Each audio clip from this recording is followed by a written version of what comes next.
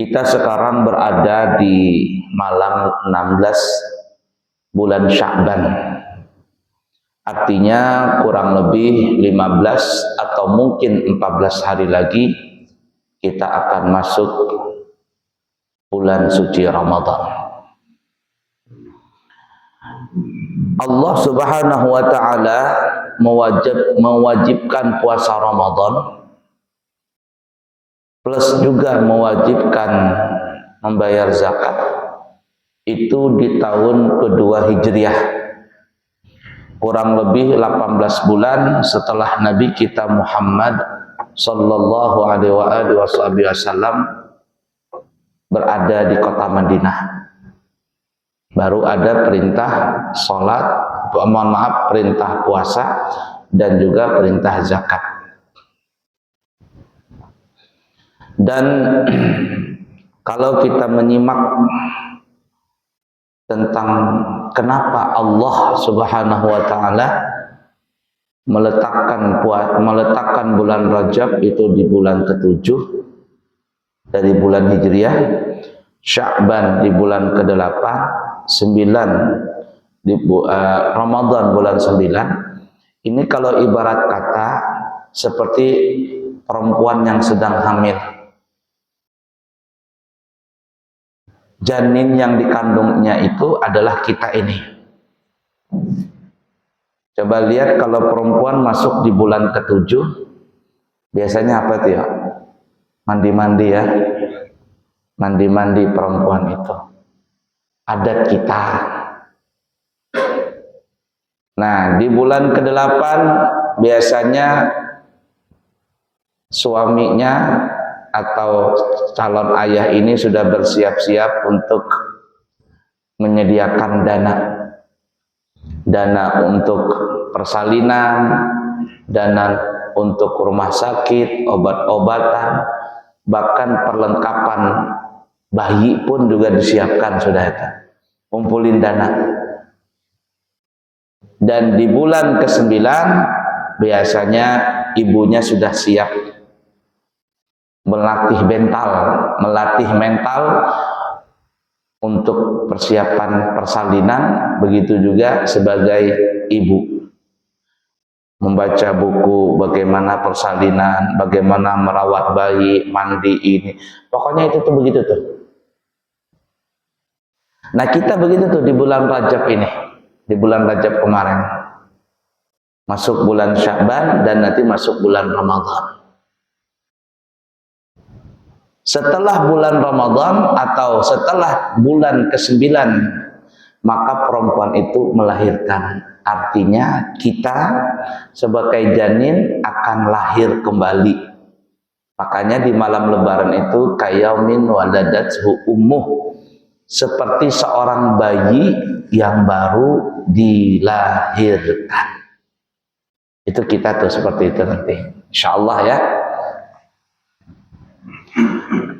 Nah, oleh karena itu persiapkan diri kita untuk menyambut bulan suci Ramadan ini dengan hati riang, dengan mental yang kuat. Untuk apa? Untuk kuat beribadah di bulan Ramadan nanti. Baik, di kesempatan kali ini kita akan membicarakan tentang ahkamus shaum, hukum-hukum berpuasa.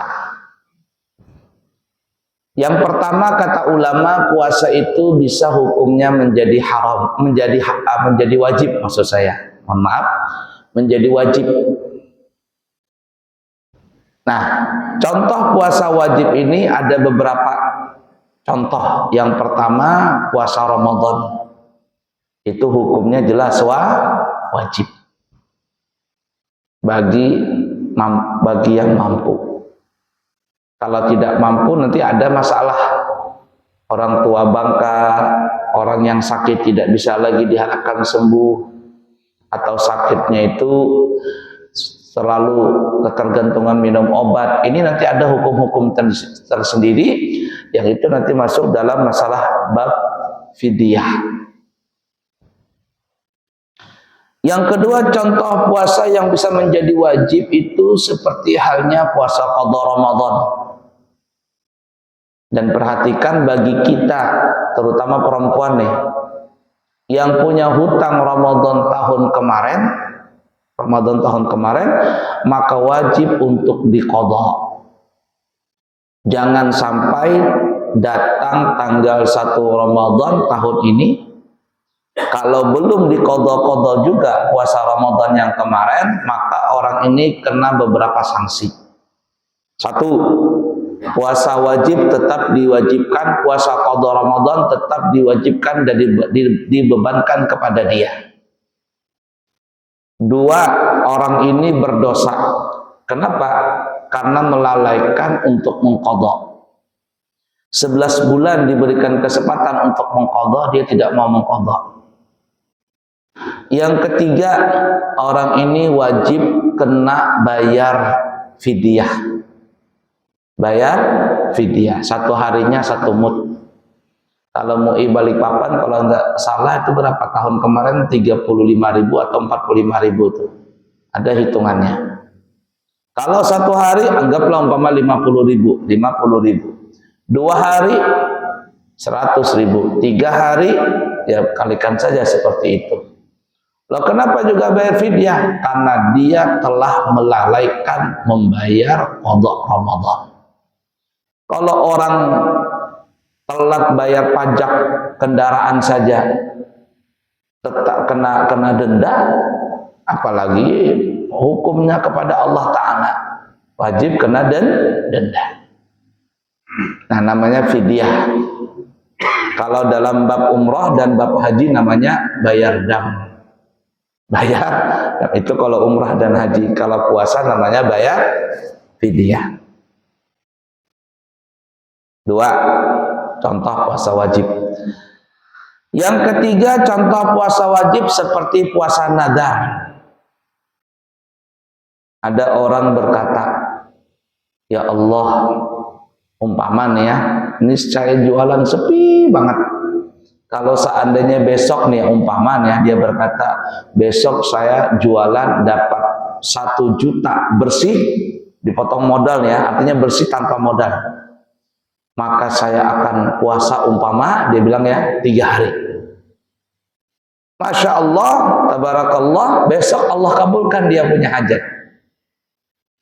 Maka puasa 3 hari wajib bagi orang tersebut. Untuk apa? Untuk menyempurnakan nadarnya dia. Yang keempat, wajib puasa Ramadan, wajib puasa apabila berkaitan dengan kafarah. Kafarah itu bahasa kitanya penembusan dosa, pelanggaran. Nah, kafarah ini ada beberapa. 1, kafaratul jima' fi nahari Ramadan, melakukan hubungan badan di siang Ramadan dalam keadaan puasa. Maka sang laki-lakinya ini wajib mengqadha puasa Ramadan yang batal karena jima' tadi. Jima' itu bahasa kita bersetubuh. Dan bagi sang laki-lakinya wajib ditambah lagi berpuasa 2 bulan berturut-turut. Kalau seandainya batal, ulang lagi di hari pertama. 2 hari dia melakukan, kena bayar puasa kafarah 4 bulan. Ya, 3 hari dia melakukan hubungan 6 bulan, setengah tahun puasa aja dia. Jadi hati-hati nih ya. Kalau nang Tuhan insya Allah kada ada apa-apa. Aman nang Tuhan, nang bahaya itu pengantin baru. Nah itu. Apalagi pengantin barunya pas akad nikahnya 3 hari lagi sebelum Ramadan baru akad nikah. Ribet itu sudah. Nunggu buka puasa itu lama banget. Ketika buka puasa bukan lagi Allahumma lakasumtu, Allahumma jannibna syaitan wa jannibi syaitan. Kenapa anda tahan lagi? Hati-hati ya, yang pengantin baru ini. Nah, kemudian kafaratul yamin, membayar sumpah karena dia melanggar sumpah. Ada orang bersumpah demi Allah untuk melakukan ini itu, tapi dia langgar, maka wajib baginya berpuasa 3 hari. 3 hari. Kan nih, anggota dewan kan ya, bersumpah ini, sumpah itu. Nah, berapa banyak tuh janji-janjinya, banyak bereret. Oh, sekalinya pas jadi nggak ada yang dikerjainya. Wajib puasa dia 3 hari. Oh enggak, setiap janji berapa yang dia langgar. Ada 3 janji, 3 kali 3 9 hari. Nah itu kafaratul yamin. Apalagi kafaratul zihar. Kafaratul zihar itu seorang suami menyamakan fisik istrinya kepada mahramnya. Umpama ada seorang suami berkata kepada istrinya bahwa ya badan istrinya kah, rambutnya kah, matanya kah mirip dengan ibu kandung suaminya. Maka ini disebut namanya kafaratul zihar. Selama dari saat dia mengucapkan itu, maka sang suami ini tidak boleh melakukan hubungan badan kecuali dia wajib berpuasa 2 bulan berturut-turut. Jadi hati-hati menggombal istri, merayu-rayu bini. Kalau nang toha ini insya Allah aman aja Bang. Nang anum itu merayu-rayu kan ya. Nah, jadi hati-hati. Kalau nang toha ini insya Allah ada lagi Bang. Tapi ada orang ini cerita aja Bang, umur 80 tahunan, ikai-ikai pas jalan ke masjid ketemu kawal, lawas kada betamuan. Assalamualaikum, waalaikumsalam. Kawal juga umur 80 tahunan, tua juga sudah, kulintir-kulintir jalan ke masjid. Kemana? Nak jalan jadi. Kita lawas kada betamuan Ayo ke rumahku dulu. Si kai pertama mengajakin kai kedua ke rumah. Sampai di rumah, si kai pertama ini manggil istrinya. Oh sayang, kata dia. Mikirnya si kai kedua ini, si kai pertama ini bebini anum. Memanggil sayang. Oh sayang. Ada lawas keluar bininya. Ternyata tuha juga bininya. Kata kai pertama, tolong ulahkan kopi. Ini kawalku lawas kada betamuan. Kata bininya, setumatlah. Nah, ketika lagi bikin kopi, istrinya ini, kai kedua bertanya kepada kai pertama. Oh, aku nak betakun Apa yang ditakunkan? Ikam ini Masya Allah lah, sudah tuha, tapi masih sayang-sayangan lawan bini. Memanggil bini itu sayang. Biasanya kalau tuha panggil apa ya? Neneknya kah? Apa? Ini masih sayang-sayangan. Apa kata kai pertama? Aku tuh memanggil sayang kepada istriku karena aku lupa namanya. Daripada aku tersalah manggil namanya, nanti dia sarik-sarik karena tersalah memanggil nama, lebih baik aku manggil sayang, aman, tentram katanya. Itu si kai mencari aman aja tadi. Ya. Nah, jadi kafaratul zihar, berhati-hati. Jangan sampai menyamakan fisik istri dengan mahramnya, yaitu dengan ibunya atau dengan saudarinya. Tidak boleh. Kemudian selanjutnya lagi adalah kafaratul qatli. Seseorang yang membunuh muslim. Seorang muslim membunuh muslim. Ya, baik dengan sengaja atau tidak sengaja. Na'udzubillah min dzalik. Pokoknya sampai meninggal dunia, maka orang yang membunuh ini menghilangkan nyawa orang dengan sengaja atau tidak sengaja, wajib bagi dia untuk berpuasa 2 bulan berturut-turut. Jadi hati-hati dalam masalah ini. Ada orang pemana na'udzubillah min dzalik, nasallallahu alaihi wasallam, naik mobil nubruk orang, habis 2 bulan berturut-turut. Ini kemarin baru-baru aja di Rapak. Ya, setahun tuh berapa kali kejadian di Rapak itu. Nah, begitulah sudah. nyawa hilang, yang jadi supir wajib puasa 2 bulan berturut-turut. Baik, itu contoh puasa wajib. Apalagi contoh puasa wajib? Contoh puasa yang hukumnya wajib itu adalah seperti puasa yang diperintahkan oleh pemimpin sebelum melaksanakan sholat istisqa.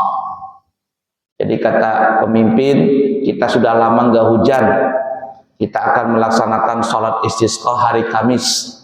Tapi sebelumnya kita puasa 3 hari, Senin, Selasa, Rabu. Apabila itu perintah dari pemerintah, maka wajib seluruh rakyat yang mampu untuk berpuasa 3 hari tadi. Ini hukumnya juga termasuk puasa wajib. Nah, kemudian yang kedua, kata ulama, puasa itu bisa hukumnya menjadi sunnah. Menjadi sunnah. Dan puasa sunnah ini terbagi menjadi 3 kelompok. Satu, ada puasa sunnah yang kita bisa menemuinya setahun sekali. Seperti seminggu sekali. Seperti puasa hari Senin dan hari Kamis. Ini seminggu sekali kita menemukannya. Yang kedua, puasa yang kita bisa menemukannya sebulan sekali. Contohnya seperti puasa awal bulan, puasa akhir bulan, puasa putih 13, 14, 15 setiap bulan Muharram, setiap bulan Dzulhijjah, Muharram, Safar, Rabiul Awal, Rabiul Akhir, Jumadil Awal, Jumadil Akhir, Rajab, Sya'ban, Ramadan, Syawal, Dzulqa'dah, Dzulhijjah. Ramadan tidak termasuk. Setiap bulan itu, kalau bulan purnama 13, 14, 15, maka itu disebut namanya puasa putih. Atau puasa sud, puasa hitam. Itu tanggal 28, 29, 30 akhir bulan. Ini adalah puasa-puasa yang kita bisa menemukannya sebulan sekali. Kemudian yang ketiga, puasa sunnah yang kita bisa menemukannya setahun sekali.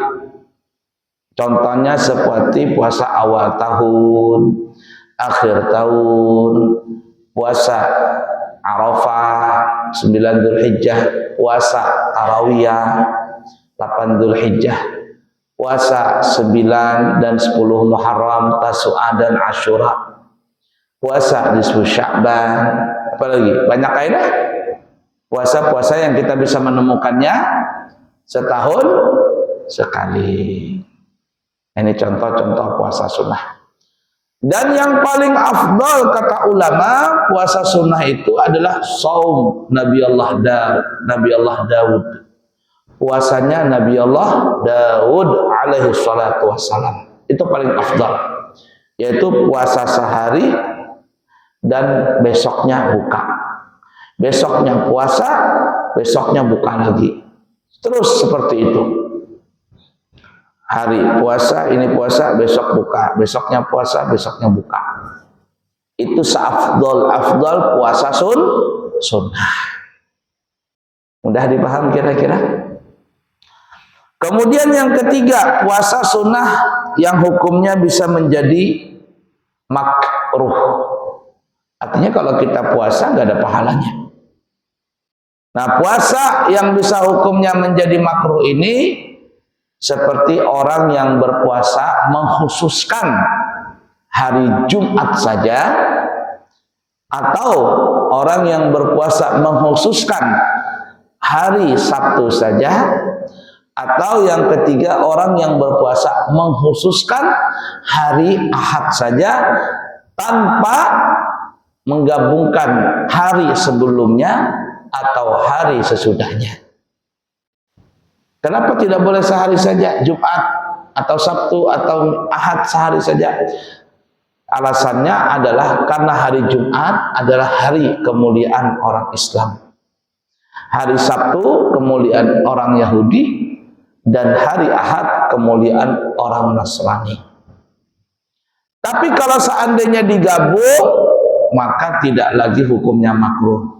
Rabu dengan Kamis, atau Kamis dengan Jumat, atau Jumat dengan Sabtu, atau Sabtu dengan Ahad, atau Ahad dengan Isnin, maka ini tidak makruh lagi. Atau hari tersebut, Jumat, Sabtu, atau Minggu tadi bertepatan dengan hari yang disunahkan puasa. Umpama jatuhnya pada awal tahun, atau jatuhnya pada awal bulan, maka ini tidak bermasalah. Tapi sebaiknya pun kita itu menggabungkan. Dan hampir rata-rata, terutama puasa yang kita bertemu dengan setahun sekali, itu walaupun sehari tapi dianjurkan 2 hari. Seperti Asyura 10 Muharram, dianjurkan untuk berpuasa juga tanggal 9 Asyura yang dikenal dengan Tasu'ah. 10 Arafah, 9 Dzulhijjah, ya disebut Arafah, digabungkan sebelumnya dengan hari Tarawih. Awal tahun digabungkan dengan akhir tahun. Awal bulan digabungkan dengan akhir bulan. Jadi hampir rata-rata nggak ada puasa itu yang kita bisa menemukan sebulan sekali, atau yang setahun sekali, yang 1 hari nggak ada. Termasuk puasa nisfu Sya'ban. Makanya kemarin tuh banyak orang bertanya, bolehkah puasa sehari aja? Jawabannya hukumnya boleh, nggak berdosa. Cuman alangkah baiknya digabungkan. Digabung hari Kamis kemarin, gabung sekalian dengan puasa putih, dapat pahala. Hari ini hari Jumat, kita puasa nisfu Sya'ban, gabungkan dengan puasa putih tanggal 15 Sya'ban, maka pahalanya double di situ. Nah, jadi hampir rata-rata tidak ada ya yang sehari saja dalam Islam itu berpuasa, nggak ada. Yang kita bisa menemukannya sebulan sekali atau setahun sekali, hampir rata-rata semuanya bergabung dengan hari sebelumnya. Udah dipaham kira-kira? Nah, itu yang makruh. Kemudian yang keempat, hukum puasa yang keempat itu bisa menjadi haram. Kalau haram berarti berdosa. Sudah lapar, berdosa lagi. Percuma. Dan haram ini kata ulama terbagi menjadi 2 bahagian. Yang pertama, haram berdosa tapi puasanya sah. Yang kedua, haram berdosa tidak sah lagi, jadi percuma saja. Apa itu? Yaitu seperti kalau yang haram tapi sah, seperti seorang perempuan yang masih ada suaminya, dia berpuasa sunnah tanpa izin suaminya. Tanpa izin suaminya, tanpa ridho suaminya. Kalau suaminya ada. Tapi kalau suaminya umpama kerja di mana namanya, rik lah, atau di lokasi, 2 minggu umpama istrinya mau puasa, ya silakan saja puasa karena suaminya nggak ada. Loh, kenapa tidak boleh puasa kalau ada suaminya? Siapa tahu suaminya ada hajat dengan istrinya. Kalau suaminya bilang jangan puasa, jangan puasa. Tapi terus terang selama ini saya menemui orang-orang atau suami-suami, itu nggak pernah saya menemukan suami melarang istrinya puasa. Malahan kalau istrinya puasa, mau puasa, katanya besok, boleh nggak mas? Bagus, puasa aja. Puasa, nggak ada selama ini suami itu dalam kehidupan saya ya menemukan laki-laki marah dengan istrinya gara-gara banyak puasa. Nggak, malahan bagus puasa. Apalagi kalau istrinya itu sudah kata suaminya banyakin puasa, badanmu tenang kayak tangki Pertamina generalnya sudah kerikutan ranjang di kalau kamu tidur tuh. Bagus puasa katanya. Nah, tapi kalau dengan izin suaminya, kalau nggak ada izin suaminya atau suaminya melarang, maka hukumnya adalah haram tetapi sah. Mudah dipaham kira-kira. Kemudian puasa yang haram, berdosa dan tidak sah. Apa contohnya? Nah, ini ada beberapa. Satu, orang-orang yang berpuasa di hari raya atau di hari tasyriq. Hari raya itu adalah Idul Fitri atau Idul Adha. Atau hari tasyriq 11, 12, 13 Dzulhijjah. Ini nggak boleh puasa. Sudah nggak boleh puasa. Kalau dia puasa, puasanya tidak sah, berdosa, ya, dan haram lagi. Mudah dipaham kira-kira. Begitu juga puasa di hari yang ragu-ragu. Ragu-ragu itu umpama kapan? Yaitu tanggal 30 Sya'ban, yang hari itu masih simpang siur. Apakah hari ini adalah hari raya? Apakah hari ini tanggal 30 Sya'ban atau tanggal 1 Ramadan? Masih simpang siur nih, perbedaan pendapat nih. Maka hari itu tanggal 30 Sya'ban yang masih ragu-ragu ini kita tidak boleh puasa. Tidak boleh puasa. Sudah dipaham kira-kira? Begitu juga, perhatikan betul-betul ini, orang-orang yang berpuasa setelah nisfu Sya'ban, yaitu tanggal 16, 17, 18 sampai akhir Sya'ban. Sampai tanggal 30 Sya'ban. Tidak boleh bagi kita puasa, hukumnya haram, tidak sah, berdosa, kecuali, ya, kecuali, yang mana kecualinya? Nah, jadi ingat ini, besok 16 kita nggak boleh puasa sampai akhir Sya'ban. Banyakin aja makan kita.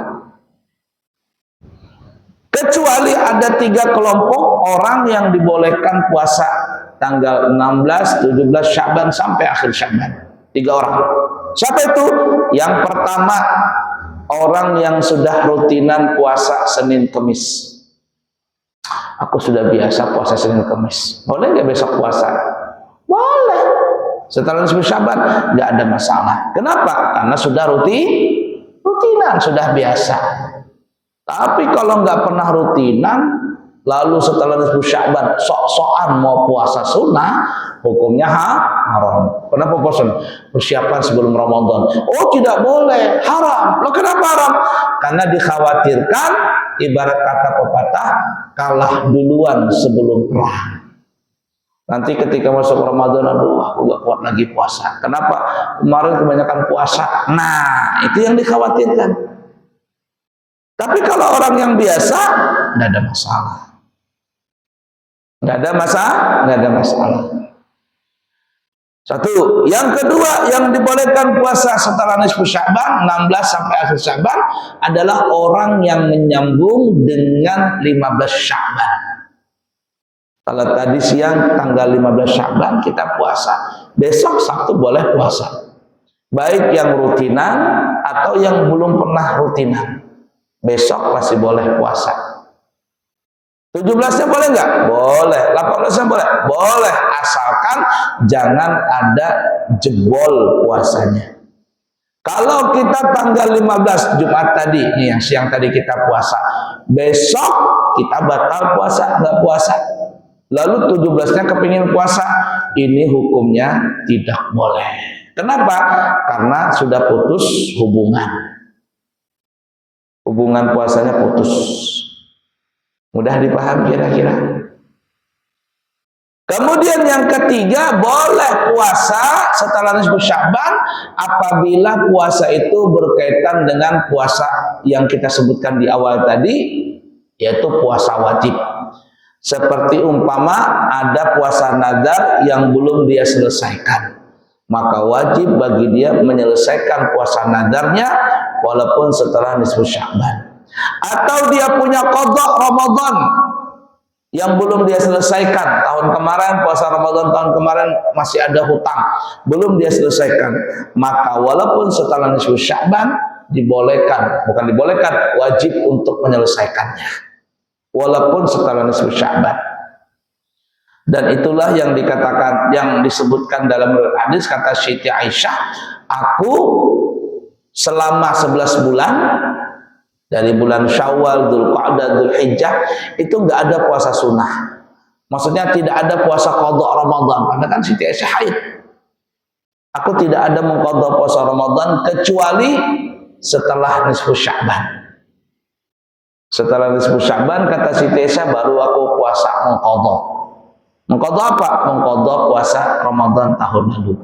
Ini menunjukkan dalil bahwa orang yang punya qadha Ramadan wajib mengqadhanya walaupun setelah nisfu Sya'ban. Atau puasa wajib yang lainnya seperti puasa nadar atau puasa kafarah sumpah yang membayar sumpah dan lain sebagainya yang kita sebutkan hukum-hukum tadi yang wajib, maka tidak apa-apa walaupun puasanya setelah nisfu Sya'ban. Selain 3 golongan ini, yang rutinan, yang menyambung, yang mengqadha puasa wajib, selain 3 kelompok ini, maka hukumnya haram untuk berpuasa setelah nisfu Sya'ban. Mudah dipaham kira-kira? Masih ada waktu 3 menit mungkin. Ada pertanyaan? Nggak ada.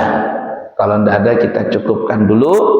Insya Allah nanti kita bertemu di setelah Ramadan ya. Dan siapa yang kepingin umrah bulan Ramadan, insya Allah berangkat tanggal 28 Februari awal Ramadan. Kita sudah ada di Saudi, Mekah, Madinah. Harganya 33 juta.